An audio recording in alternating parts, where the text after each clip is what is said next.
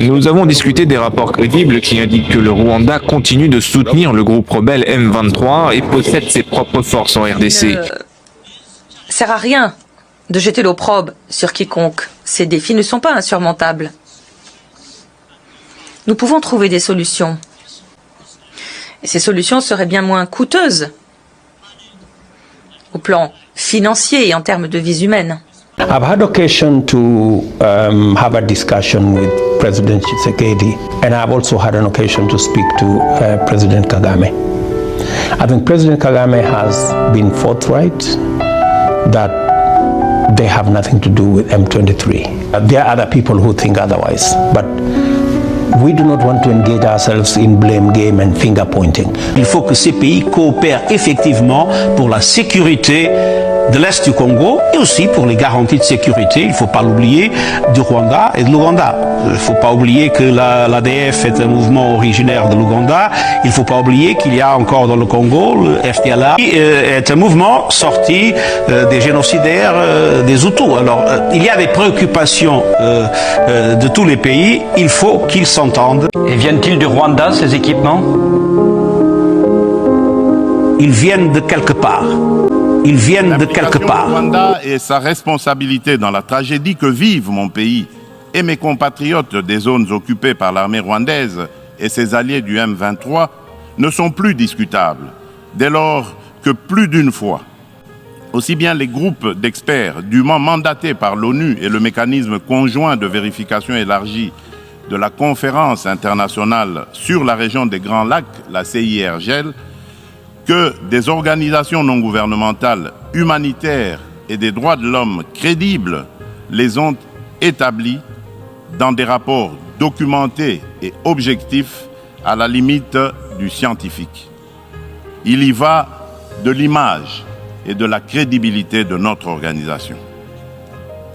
Procéder autrement serait d'une part encourager le Rwanda à poursuivre son agression, ses crimes de guerre et ses crimes contre l'humanité en République démocratique du Congo, et d'autre part, nourrir davantage la suspicion légitime des Congolais sur l'impartialité de l'ONU, ainsi que la complicité de certains de ses membres dans ces crimes.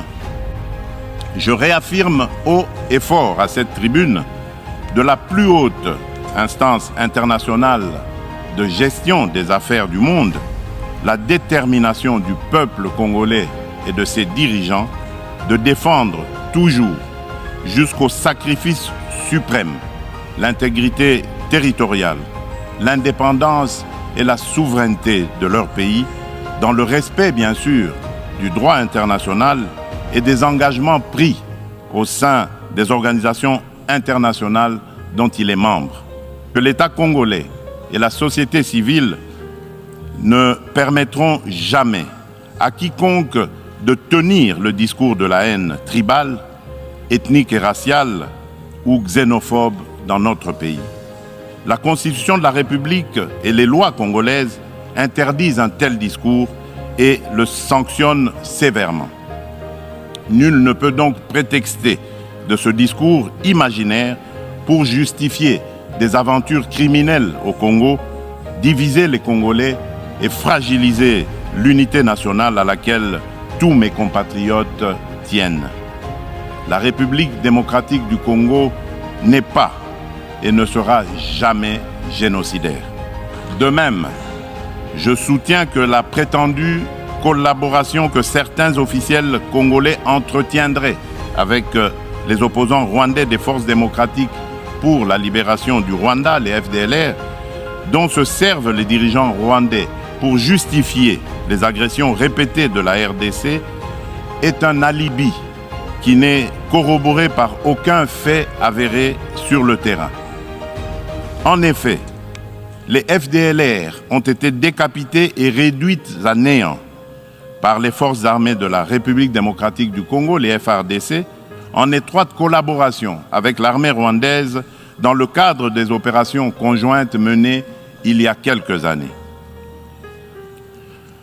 La République démocratique du Congo a en outre rapatrié plusieurs éléments des FDLR et leurs familles.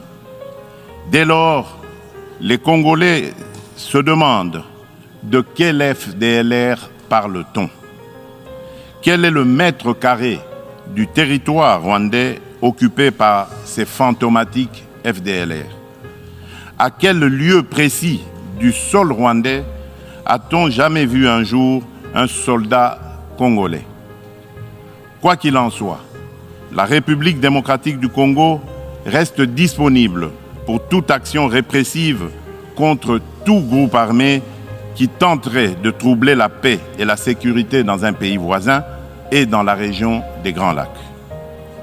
Le peuple congolais demande aux Nations Unies, à l'Union africaine, aux communautés régionales africaines et aux partenaires de la République démocratique du Congo de ne plus se fier aux dénégations éhontées des autorités rwandaises et de contribuer plutôt au rétablissement de la sécurité, à la construction d'une paix durable et à la création de conditions nécessaires à une coopération fructueuse dans la région des Grands Lacs et pour le bien de tous.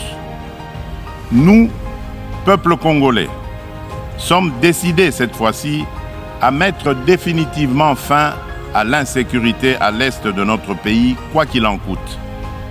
L'heure a sonné de casser à jamais le cycle infernal de la violence à l'est de la République démocratique du Congo pour stabiliser la région des Grands Lacs afin de tirer le plus grand bénéfice de ses potentialités économiques ainsi que de sa riche biodiversité pour sauver l'humanité face au changement climatique.